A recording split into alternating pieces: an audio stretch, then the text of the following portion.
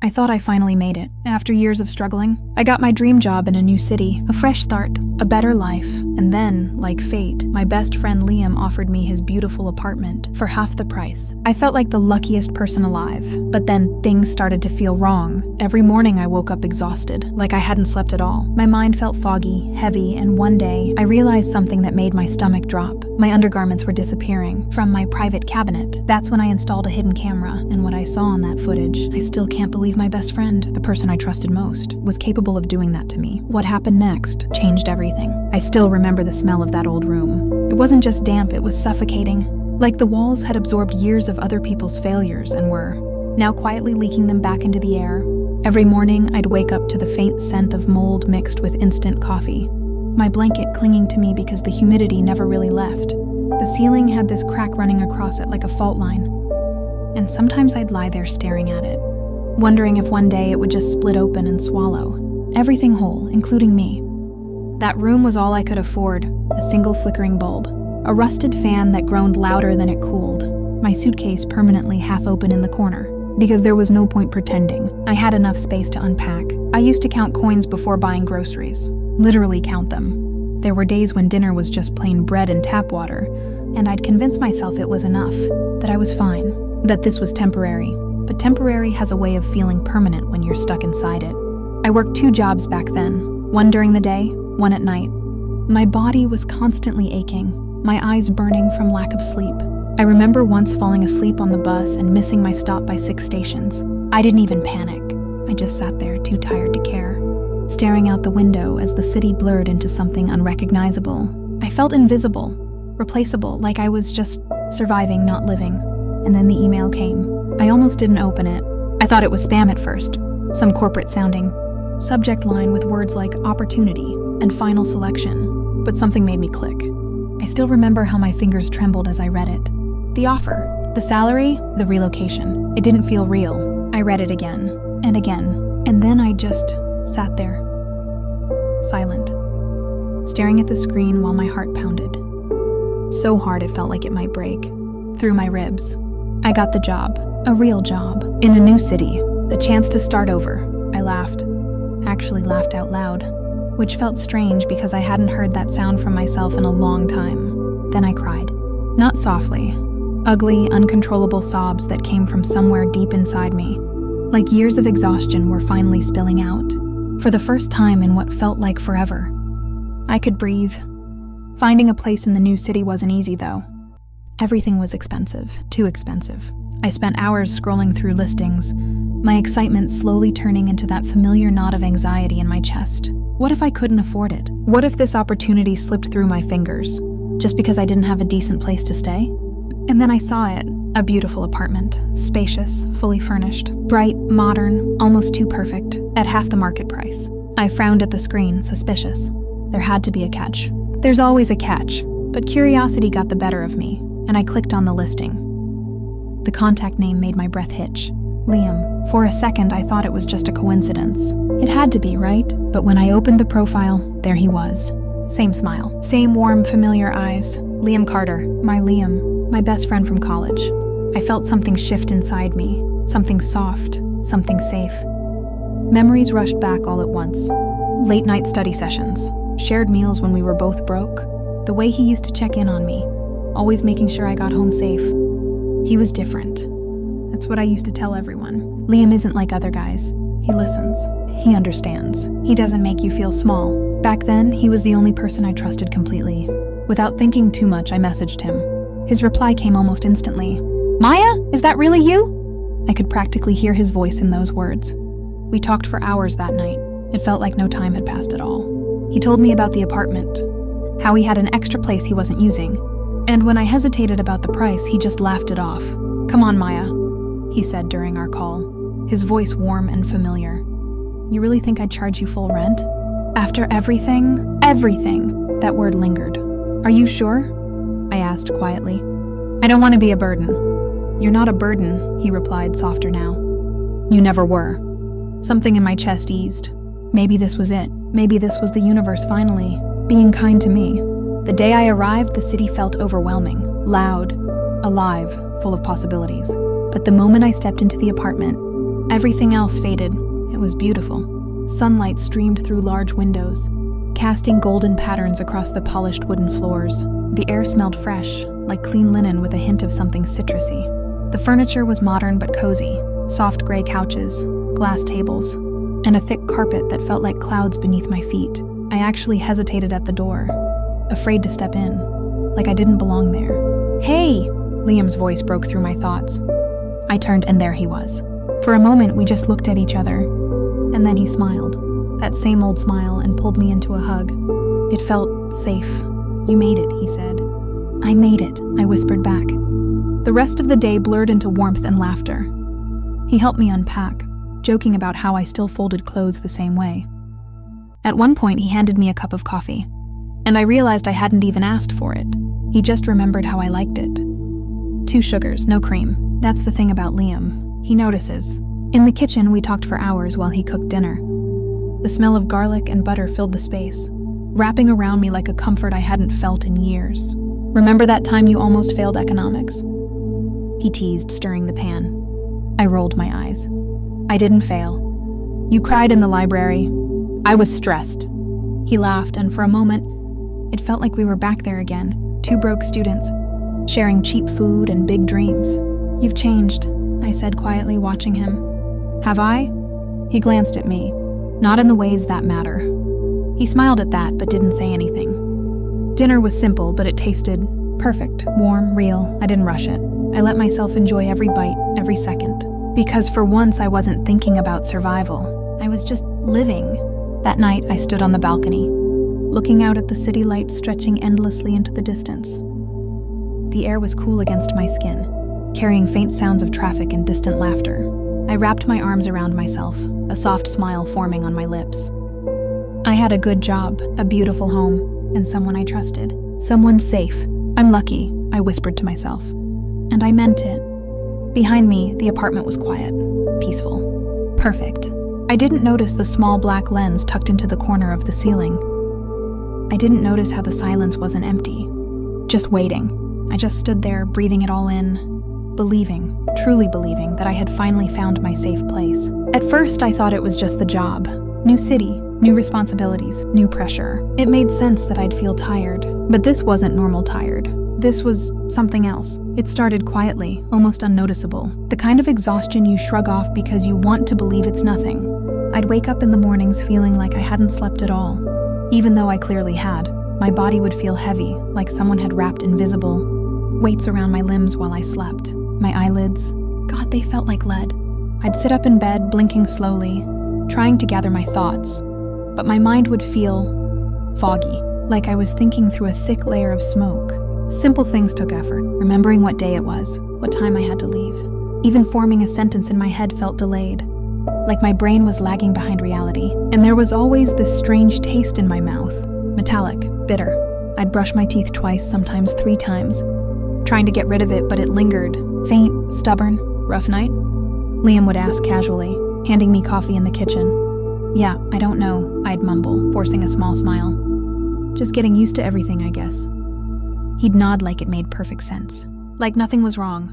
And I believed him, because it was Liam. He wasn't like other guys. He cared, he noticed things. He wouldn't let anything happen to me, right? Still, the exhaustion didn't go away. If anything, it got worse. The first time I noticed something off, I told myself I was imagining it. I came home late from work, my head pounding, my body dragging itself forward like it didn't belong to me. All I wanted was to collapse into bed. But when I walked into my room, I stopped. Something felt wrong, not obvious, not loud, just off. My drawer, the one I always kept shut, was slightly open, just an inch. I stood there staring at it, my hand still gripping the door handle behind me. My heart gave this small, uneasy thud in my chest. Did I leave it like that? I tried to replay the morning in my head, but everything felt blurred, distant. I couldn't remember clearly. "You're just tired," I whispered to myself. I walked over slowly and pushed the drawer shut. That's it. That's all it was. Nothing. But then it happened again, and again. Small things, subtle things. A book I was sure I left on the nightstand would suddenly be on the desk. My closet door slightly ajar when I knew I had closed it. And once, just once, I walked into my room and caught a faint scent in the air. Liam's cologne. It was subtle, but unmistakable. Clean, sharp, familiar. I froze. He wasn't home. I checked. The apartment was silent, empty, too quiet. A cold shiver slid down my spine, slow and deliberate. Maybe it's just lingering, I said out loud, my voice sounding smaller than I expected. He lives here too. It's normal. Normal. Everything was normal. I had to believe that. The missing clothes were harder to explain. I stood in front of my cabinet, staring at the empty space where they should have been. My fingers hovered over the neatly folded stacks, counting, recounting. 1, 2, 3. No, I was missing things. Undergarments. Not all of them. Just a few. My chest tightened. Okay, think, I whispered, pressing my hand against my forehead. Maybe you left them at the laundry. Maybe you misplaced them. Maybe I was losing my mind. Because the alternative, no. I shook my head quickly, like I could physically push the thought away. Not Liam. It couldn't be him. He was the one person I trusted. The one person who had never made me feel unsafe. You're just stressed, I told myself again, my voice firmer this time. New job, new environment. You're overthinking. But my gut wasn't quiet anymore. The feeling started after that horrible skin-crawling feeling, like I was being watched. It was worst in the shower. I'd stand there under the water, the steam wrapping around me, my hair sticking to my skin, and suddenly, I'd feel it. A presence, not something I could see. Just feel. My shoulders would tense, my breath catching in my throat as my eyes darted around the bathroom. The corners, the ceiling, the mirror fogged with condensation. Nothing. There was never anything there, but the feeling wouldn't leave. Even when I was changing in my room, I'd find myself hesitating, turning slightly away from the open space, instinctively covering myself like there were eyes hidden somewhere I couldn't see. It didn't make sense, and that made it worse. I didn't want to doubt him. God, I hated that my mind was even going there. Liam had been my safe place once. He was my safe place. So why did everything feel so wrong? The guilt sat heavy in my chest as I stood in the electronics store, staring at the small box in my hands. A nanny cam. Tiny, discreet, easy to hide. This is crazy, I muttered under my breath. You're spying on your best friend. What is wrong with you? But my fingers tightened around the box anyway. Because I needed to know, I needed peace. I hid it the same night. My hands were shaking slightly as I adjusted it inside a decorative piece on the shelf. Something small and harmless looking, angled just enough to capture the room, my private space, the place that didn't feel private anymore. I'm sorry, I whispered, though I wasn't sure who I was apologizing to. Liam or myself. The days that followed were chaos. Work consumed me. Meetings, deadlines, new systems to learn, faces to remember, expectations to meet. I barely had time to breathe, let alone sit down and check the footage. Every morning, I woke up with that same heaviness, that same fog, that same metallic taste clinging to the back of my tongue. Every night, I told myself, tonight I'll check. But exhaustion always won. It was like something was keeping me from it, and that thought terrified me. By the end of the week, the apartment didn't feel like a home anymore. It felt like a cage. The silence wasn't peaceful. It was heavy. Watching, waiting. Even when Liam was around, smiling, joking, acting exactly the same. Something inside me had shifted. I couldn't relax. I couldn't breathe. The morning it all broke, I knew. Before I even opened my eyes, I knew something was wrong. My body felt different, tighter, restricted. I blinked slowly, my vision adjusting to the dim light filtering through the curtains. My head throbbed faintly, that familiar fog wrapping around my thoughts. And then I noticed it, my wrists. Faint, red marks. My breath caught. Slowly my eyes moved down, my ankles. The same marks. Thin. Pressed into my skin like something had been there, holding me in place. No, I whispered, my voice barely audible. My heart started racing, fast and uneven, a cold wave of panic crashing over me. I sat up abruptly, the room spinning for a second before settling. This wasn't in my head. This wasn't stress. This was real. My hands trembled as I reached for my laptop, my chest rising and falling too quickly. The nanny cam. I hadn't checked it, not once, until now. My fingers hovered over the keyboard, shaking. And for the first time since I moved into that apartment, I was truly, completely afraid to know the truth. My fingers didn't feel like mine anymore. They hovered over the laptop trackpad, trembling, cold, almost numb, like my body already knew what my mind wasn't ready to accept. Just watch, I whispered to myself, my throat dry. The video file opened. At first it was just me, sleeping, curled slightly on my side, the blanket pulled up to my shoulders. The room looked exactly the same. Soft lighting, still shadows, peaceful. Too peaceful, my chest tightened. I watched myself for a few seconds, hoping, praying, that this was it. That I'd overreacted. That I'd close the video and laugh at how paranoid I'd become. And then, the door moved. A slow, deliberate creak. My breath hitched. Liam stepped inside. I froze. Even through the screen, something felt wrong. The way he moved. Too careful. Too controlled. Like he knew exactly where the camera wasn't. He closed the door behind him without making a sound. Then he turned toward the bed. Toward me. No. I whispered, shaking my head, but the video kept playing. He walked closer, his face half shadowed. And for a moment, I searched for something familiar, something human. But there was nothing there. His eyes, they looked empty, cold, calculating, like I wasn't a person, like I was an object. My stomach twisted violently. He sat down beside my body, my unconscious body, and reached out, brushing a strand of hair away from my face. I felt it, even though it had already happened.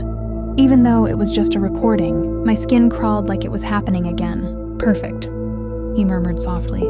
My heart slammed against my ribs. What was he? No. I watched in horror as he adjusted my position, lifting my arm, tilting my head, moving me like I was nothing, like I was a doll. My breathing turned shallow, uneven. I wanted to look away, but I couldn't. I needed to know. Then he reached for something off screen, a laptop. He placed it on the bed, opening it slowly.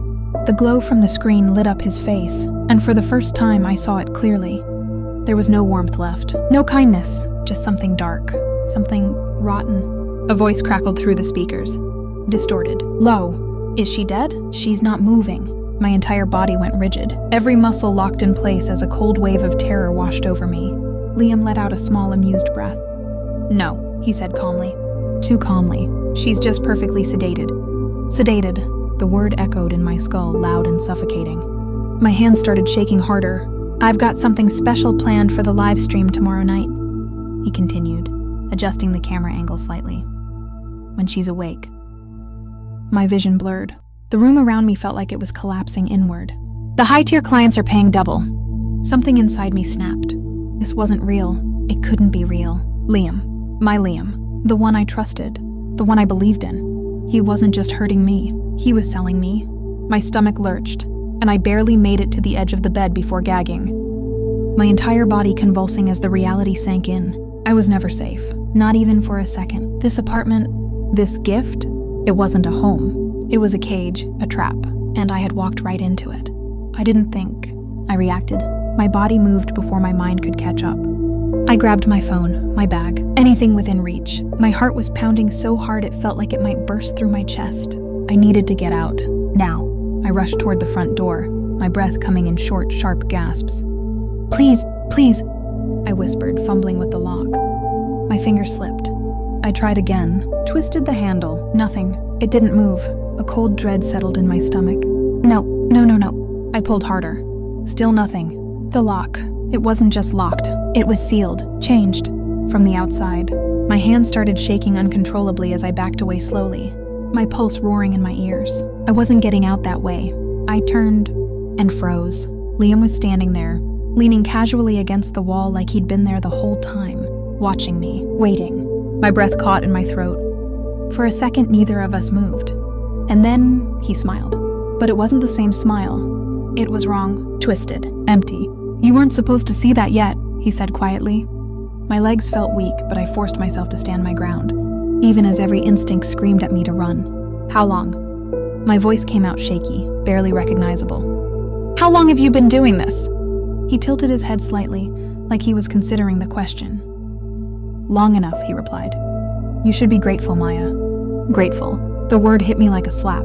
I saved you, he continued, pushing himself off the wall and stepping closer. That pathetic little life you had, that room, that struggle, I gave you something better. My heart raced faster. You drugged me, I said, my voice trembling with anger now. You used me. I made you valuable, he corrected coldly. Do you have any idea how much they're willing to pay for you? I felt sick. You owe me, he added, his eyes darkening. That rent, that job, this place, none of it was free. He took another step closer. I stepped back instinctively. "Don't," I warned, though my voice lacked strength. He didn't stop. "Tomorrow night was going to be perfect," he said, almost disappointed. "You awake, responsive. The audience loves that." My stomach twisted violently. I needed to move, now. My eyes darted around the room, searching. Anything. Something. The kitchen. I turned suddenly and ran. I heard his footsteps behind me instantly. "Fast! Too fast! Don't make this difficult, Maya," he called out, his voice sharper now. I reached the kitchen counter, my hands scrambling blindly until they closed around something solid. Heavy, cold, a metal pan. I spun around just as he lunged toward me. And I swung. Hard. The impact echoed through the apartment.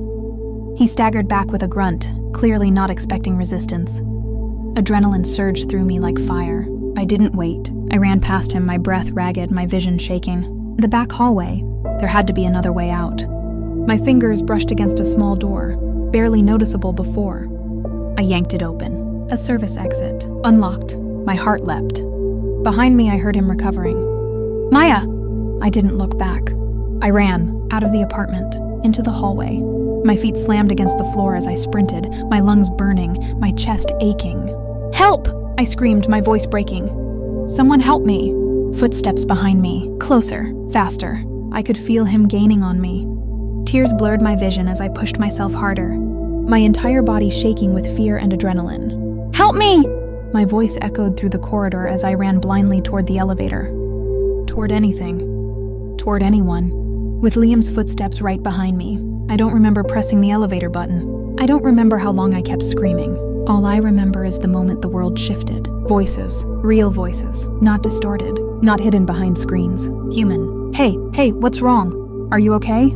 Hands reached for me, but I flinched violently. My entire body recoiling on instinct. My chest heaved as I tried to breathe, but the air felt too thin, too sharp. "He's coming, My words broke apart, tangled in panic. Someone turned. Footsteps behind me stopped. Silence. And then chaos. I heard shouting, a struggle, a heavy thud, and then sirens. Loud, piercing, real. Blue and red lights flooded the hallway, flashing against the walls, against my face, against everything that had just shattered inside me. I don't remember sitting down, but suddenly I was wrapped in something warm, a blanket, rough against my skin, but grounding, real. "You're safe now," someone said gently. Safe. The word didn't register at first. I just stared ahead, my hands clutching the blanket tightly, my knuckles white. My body was still shaking, but everything else felt distant, muted, like someone had turned the volume of the world down. The chaos had stopped. But inside me, it hadn't. The apartment didn't look the same when I saw it again. Not as a home, not even as a cage. It looked like a crime scene. Yellow tape stretched across the entrance. Officers moved in and out, their voices low but urgent. I stood at a distance, wrapped in that same blanket, watching as pieces of my illusion were pulled apart one by one. Forensic teams, cybercrime units, people who knew what they were looking for, and they found everything. Hidden servers, cables running through the walls, devices I had never noticed, microcameras, dozens of them, in the bedroom, the bathroom, even the living room. Every corner of that apartment had been watching me. A cold wave of nausea hit me and I had to look away. He wasn't just recording, one of the officers said quietly near me. He was streaming. Streaming! The word echoed in my head like a gunshot. They found a list. Clients, names, numbers, payments. People who had watched. Paid. Requested. My hands started shaking again, but this time, something else was there too. Not just fear, anger. Burning, sharp, alive. Giving my statement was the hardest part, sitting in that quiet room. The soft hum of the recorder filling the silence. I had to go back. Every detail, every moment, I had to relive it. There was a smell, I said slowly, my voice steady but distant. In the mornings, metallic. I didn't understand it at first. The officer nodded, encouraging me to continue. My body felt heavy, like I wasn't in control. I swallowed hard, and things started moving. Small things. I thought I was imagining it. I paused, my fingers curling into fists in my lap. I trusted him. The words came out quieter, heavier, but I didn't stop. Because this time, I wasn't speaking as a victim. I was speaking as someone who survived. Seeing Liam again was different. He wasn't standing in a doorway anymore. He wasn't smiling. He wasn't pretending. He was in handcuffs. Head down. Silent, small. The courtroom felt cold, sterile. but my chest felt lighter. Not completely free, but stronger. This thing that had once made me feel safe. He wasn't powerful anymore. He was exposed. Pathetic. Every lie. Every mask. Stripped away as I sat there, listening to the charges, the evidence, the voices of people who finally saw him for what he was. Something inside me settled. His friendship had never been real. Not once. It had been calculated. Planned. A trap. And I had walked into it because I believed in something good. But that didn't make me weak. It made him monstrous. Healing didn't happen overnight. It wasn't a straight line. Some nights I'd wake up gasping, my heart racing, my body convinced I was still in that room. The shadows would feel too close, the silence too loud. But slowly, very slowly, those nights became fewer. I moved into a new place, smaller, simpler. But this time, it was mine. I installed my own locks, checked every corner, used camera detectors, learned how to protect my space. And for the first time in a long time, I felt in control. The girl in those videos, she doesn't define me. She never will, because I'm not the girl who was trapped. I'm the woman who got out, the woman who fought back, the woman who ended it